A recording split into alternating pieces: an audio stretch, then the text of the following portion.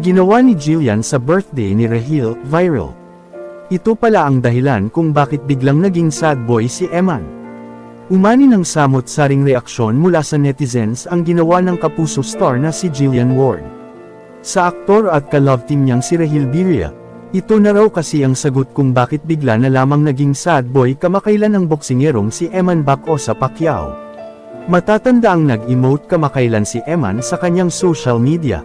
Ibinahagi niya ang isang cryptic post kung saan inihayag niyang hindi raw niya kayang makipaglaban sa lalaking gusto ng kanyang napupusuan. Malakas nga ang hinala ng netizens na may kinalaman ito kay Jillian na nalink sa kanya nitong mga nakaraang linggo. Matatanda ang naging malapit ang dalawa at inamin pa nilang nasa getting to know each other stage na sila. Kaya naman marami ang nagulat nang tila may pinagdadaanan si Eman base sa kanyang mga ibinabahagi online. Ngunit tila nasagot na nga ang katanungan ng netizens kung bakit naging sad boy si Eman. Usap-usapan kasi ngayon ang kumakalat na sweet photo nina Jillian at Rahil.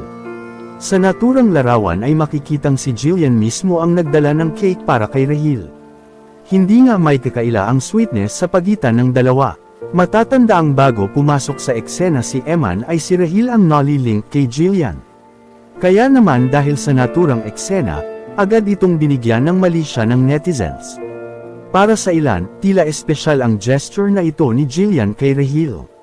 Lalo na't hindi ito basta simpleng greeting lamang kundi personal pa niyang dinalhan ng cake. Dito na nagsimulang iugnay ng netizens ang pangyayari sa naging cryptic post ni Eman. Ayon sa mga komento online, posible umanong nagselo si Eman matapos makita ang closeness nina Jillian at Rahil. May ilan pang nagsabi na kaya umano naging emosyonal si Eman ay dahil mas pinili raw ni Jillian si Rahil. May mga netizens din ang nagsasabing binasted ni Jillian si Eman dahil mas gusto nito si Rahil.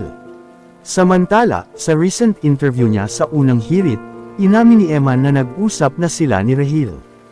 Alam din umano niya close friends sina Jillian at Rahil. Pero hindi na niya ibinahagi kung ano ang pinag-usapan nila ni Rahil. Gayunpaman, nilinaw niya na hindi sila magkaaway ni Rahil at magkaibigan sila.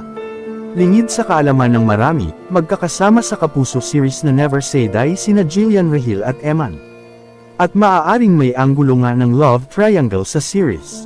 Dahil dito, marami ang nagsasabi na pakulo lamang ang pag-emote ni Eman.